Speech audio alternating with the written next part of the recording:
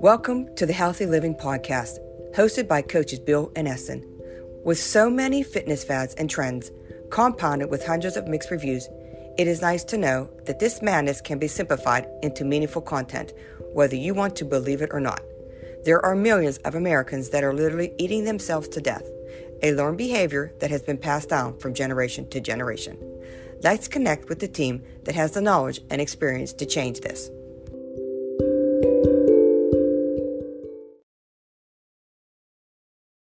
Welcome, everyone. This is Coach Bill with Coach Eston, and today's segment is regarding body dysmorphia disorder, BDD.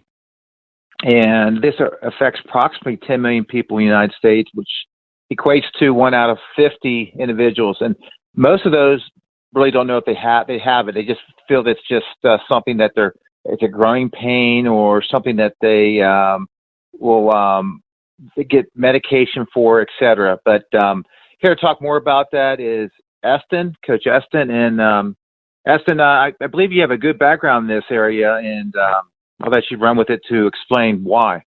So, a body dysmorphic order, it's a mental health disorder in which a person can't stop thinking about one or more perceived defects or flaws in their appearance.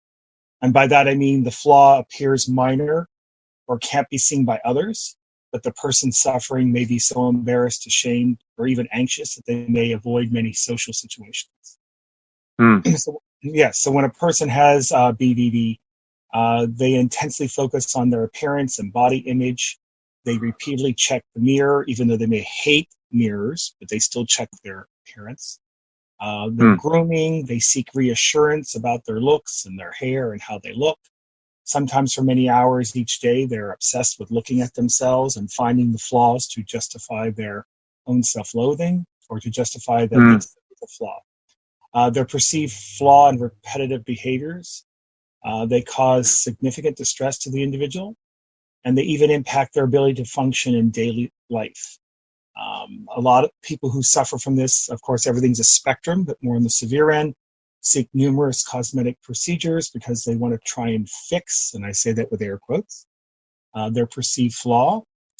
Afterward, they do feel temporarily satisfied or they have a reduced in their distress, but then again, the anxiety returns and they resume searching for other ways to fix their perceived flaw.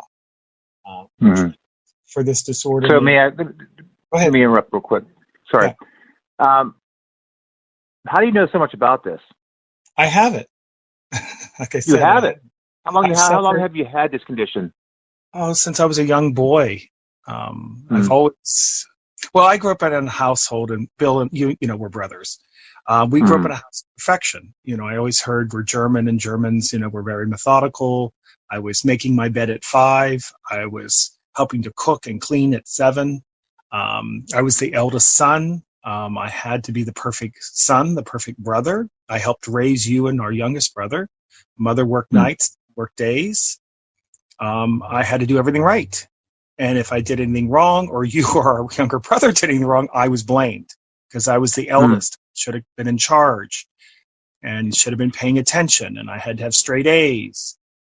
And then when I got into athletics, because our family's very athletic, my athletic choice was track and field, which was not the family choice. It's football.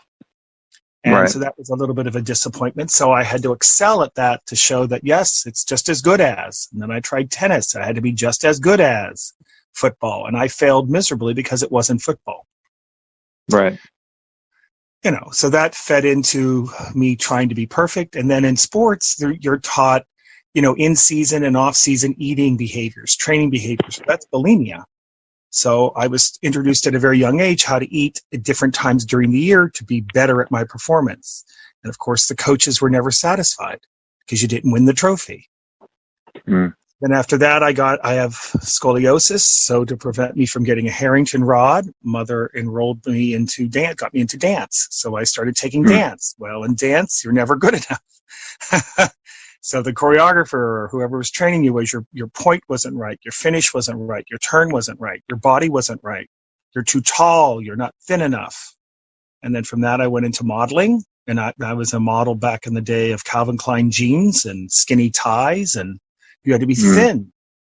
And then as an actor, you had to be thin to be on camera. As a, as a model, I had to be, again, thin on the runway, thin on print. So my whole life was to be thin, but we grew up in a family where you ate. Right. And if you loved our mother, you ate. I mean, I don't know if you remember this. One time I came home from school. I'd been away at school, and I was there 5 days. She made 5 pies, and she was upset that I only ate 1 pie and 2 pieces of it because she didn't think I loved her enough. Well, here's the thing I'll interject. The perception of someone that suffers from BDD, their reality is skewed. Yeah. I'm going to interject by saying that even though that wasn't the case, the perception on your end was the case. That you were not expected to eat all your pies, but in your mind you were, because that's just a perception and a learned behavior and what you were taught over the years. Yeah. So I guess it kind of builds over the years, doesn't it? Like the perception. Well, yes, it did. Worse and worse. In that one incident, it didn't help that mother cried because when I was going back to school, she cried because I didn't eat all 5 pies. I only ate 2 pieces of one in 5 days. And she said, "Don't you love me?" And I'm like, "Mother, of course I love you. I just don't want to eat 5 pies." I was a model back then. I was fighting my weight. And she didn't understand that. She said, and she thought I was too skinny. Well, you all did. And I was what? I think my lowest was 110 pounds at 6 foot, whatever I was at that time. Well over 6'2", yeah. At that time. Too skinny. Yeah. And then I eventually got help and I started eating and I actually grew a few inches. That's why I'm 6'4" now. Okay, that's when you have to start growing up. You have to start eating right. You start growing. And then I think I gained, I went up from 110 to 160 and then 170. And then I maintained for years around 180-ish. For years, my 20s, my 30s, I had a 29-inch waist, a 30-inch waist. When I had a 31, I relapsed because I was getting fat again because I had a 31-inch waistline at 6'4". So what you're stating right now is much of the symptoms of BDD. Because you kept, what other symptoms are there? I mean, there's just a ton of them, but you hit upon, I think, 3 of them. Again, there's an extreme preoccupation with your perceived flaw. In my case, it was my waistline. I always perceived myself of having a fat belly and not having a six-pack or to be thin enough. That was my flaw. Did you ever have a six-pack, though, Aston? No, I genetically, 6-packs don't run in our family. Some of the other symptoms, just to finish the thread of thought, there's a strong belief that you have a defect in your appearance, that you're ugly and deformed, and that's me. That hits me on target. I always thought I was ugly and deformed. I got stuck with the ugly duckling body. That's what I thought. Also, there's a belief that others take special notice of your appearance in a negative way, and they mock you. Well, I was made fun of all my life for not being boyish enough or manly enough. So that on top of disorder, I was mocked every day of my life. I was in a fight every day of my life at school because kids were bullying me and picking on me. So that just fed into that. I did engage in behaviors, try and fix it. I was bulimic. I didn't do the vomiting. I did the laxatives, and then I over-exercised. If I can share a quick story, a good friend of mine who we were both into fitness, we had gone to a Fuddruckers once, and I just binged on this big, juicy, greasy, fat hamburger. And then we went dancing after that, and I danced for 5 hours, and I had friends bring me water out to the dance floor because I wouldn't stop dancing. And he came up to me and he whispered in my ears, "You're purging, aren't you?" And I almost started to cry because my secret was out. He looked me in the eye and says, "I know exactly what you're doing." But there's also makeup, clothing can hide it. Comparing your appearance with others. I did that with you and our brother. Always trying to find assurance that I look good. And then even when someone say, "No, you're thin," I would try and find a fold of skin and go, "Look out, that's fat. Look how fat I am." And it was like a tiny fold of skin. No more than you could take off the back of your hand around my abdomen. Right. So nothing was ever good enough. So when would you recommend, you did mention that you did go see a doctor, right? What kind of doctor did you go to? I went into therapy for relationship counseling, actually, because I was having problems with relationships, both friendships and intimate ones. So eventually I went into therapy for that, but then what started to surface was my shame and embarrassment about my appearance and how I talked about myself. And how I kept saying it's my fault that the relationship is ending because I'm not perfect. And so that through that therapy, we kind of found out, no, you have this condition called body dysmorphic disorder. You have all the signs and symptoms. So, but the key thing is that it usually will not get better on its own, which I thought, because in our family, you know, we don't air our dirty laundry. We can handle everything on our own. That's how we were kind of raised. We don't talk about it, you know. So for me, it was very hard to eventually go to a therapist to talk about anything, let alone this. But I was told if it was left untreated, it would only get worse over time, which would feed into I already am anxious. I already have anxiety issues, so it would make my anxiety worse. Depression, even, suicide. I had 2 attempts, and even my behavior was kind of antisocial. And then, of course, you know, now everyone wants to give you a pill to fix everything. Well, I'm not really a pill taker, so that's eventually why I'm glad why I went to a doctor, and why I'm glad I did see a doctor. And how did they help you, Eston? Well, they began to make me actually try to see myself as I am beyond the physical, helping me with my other traits, and they add to inner beauty, which makes the outer beauty even shine. Because what helped me was, what did I find attractive in the person that I was attracted to? Purely physical, and of course that's the case. It was their wit, their sense of humor, their intelligence, their compassion. So this helped me see that in me and say, well, why isn't that attractive in you? If you find that attractive in another human being, and you're a human being, why isn't that attractive in yourself? Right. So I began to appreciate and honor myself for all the other aspects that I had beyond physical, quote unquote, beauty. It just helped me understand that certain things would not have happened in my life if I didn't have a physical appearance that was at least appealing to somebody. And that eventually helped me. Now, I still deal with it on a daily basis. It doesn't go away. It's like alcoholism. It's like any other disorder. You learned how to live with it, and then you constantly do your treatments. And my treatments are mental affirmations. I still don't like mirrors. I still don't like looking at my reflection, but I'm better at handling that. I eat. I don't over-exercise. My body won't let me anymore. I've broken it by over-exercising too many years.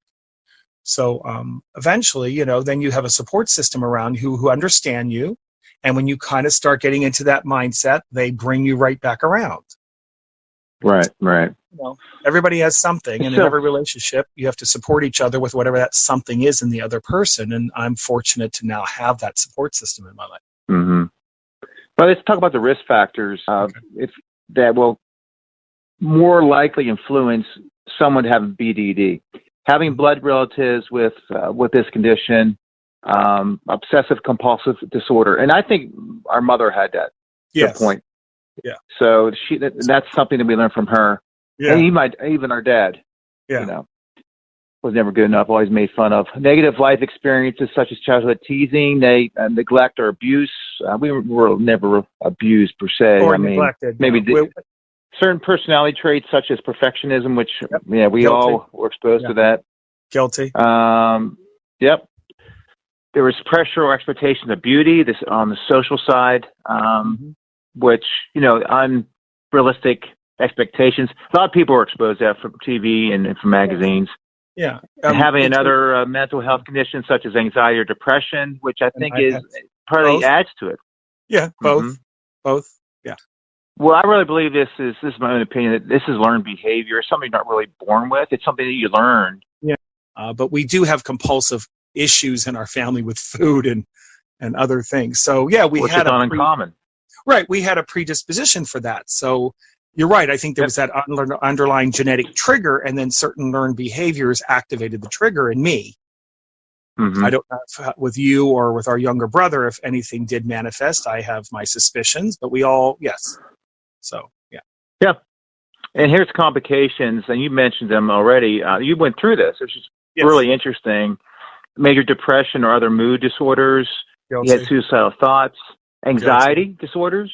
Oh, yeah. Including social anxiety. I think we all three of us have this social, and it's different levels, anxiety. Yeah. That, I love working with people, but to be around a crowd of people without doing anything, interacting out on a cuff is where I'm getting better at. Yeah. But if I have like the exercise and fitness and to talk about a particular topic, I'm all for that. It's weird. It's just, it's something that we all struggle with. Well, moving on here, obsessive compulsive. Hello. We all have that. Guilty. Yeah. Eating disorders. You mentioned that. Substance. I don't know about substance misuse, but this is on the list. And I never saw anyone be successful by abusing substances. So to me, that's off the list for me. But all the other ones, keep going. Well, here's two major ones about skin picking. I put my nails till they bled and my cuticles till they bled. Yeah, I did that when we were young. And there's also I'll put on this list, which is on here, which is I think it's called cutting. People cut themselves. I never did that. Yeah, I never did that. Yeah, which is physical pain or risk of disfigurement due to repeated surgical intervention. So that's plastic surgery, I assume, and cutting could be on that list too. And it's just it is really interesting how the mind, well, not people, but how in this condition, how the mind, you really need someone to understand A, this condition, and B, how to help someone I call it coming down from where they get on a high, they get on a level where people, it's just not reality, and you have to bring them down from there. I was on that with anxiety. I was on a level where it was just everything. I was actually made myself sick, physically sick, and I went to see someone, and they gave me medication. It brought me down, and it took probably about 6 weeks to 2 months. But anywho, it's something that warning signs are there, the conditions are there. Just this is for people to understand what this condition is all about, and the warning signs and the complications. There's different levels. Yes, and it does come and go. It does. Some of these come and go. Like you would get anxious. I hate auditions. I get physically ill before every audition I ever had. It's just, how about prevention of this, Eston? Well, I'm reading on. I read up on this, and the prevention itself is just recognizing the symptoms, I guess, right? Yeah, because there is no known way to actually, quote unquote, prevent this disorder. But because it's often starts in early teenage years, I guess identifying the disorder early and starting treatment has some benefit with someone who's younger. And this does occur in boys. It's not just a girls thing. And a lot of people say, look at your teenage daughters. No, look at your teenage sons. Yes, because we're all human, and we all look in the mirror, and we all have an opinion about that. Right. So long-term maintenance treatment also, of course, may help prevent a relapse, especially in my case. And like I said, I deal with this on a daily basis. But it's constant maintenance, and it's constant talking about it. Sometimes, alcoholics have to go to Alcoholics Anonymous and go to meetings once, twice, 3 times a week. There's no reason why people that like me who have this disorder can't do the same thing. Yeah, it helps. Well, do you have any information about treatment on this? I mean, any type of helpline, or a link to a website? Just do a Google search, because depending on where you live, it depends on what the resources are. I would say your first stop is to go to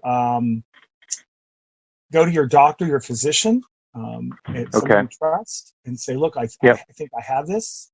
Can you help me with this? And then take it from there, because that's what I did. I'm sure there are like local community centers that might have something. There is a 1-800 number. It's 1-800-994-9662.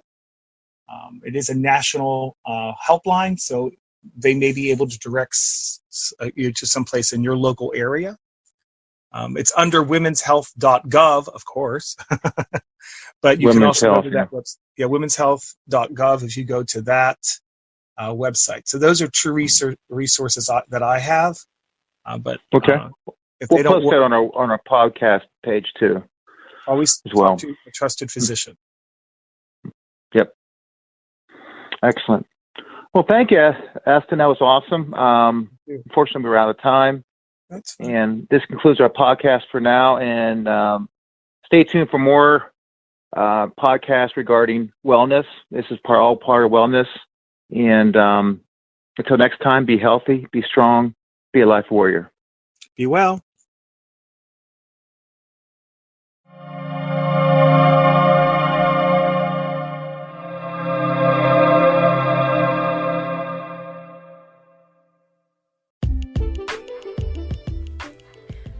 The opinions and topics expressed in this podcast are those of the participants and do not necessarily support the opinions and views of the wellness community. We would love to hear your thoughts, so click on the message button and give us your constructive feedback. Thank you for listening and make a positive difference today.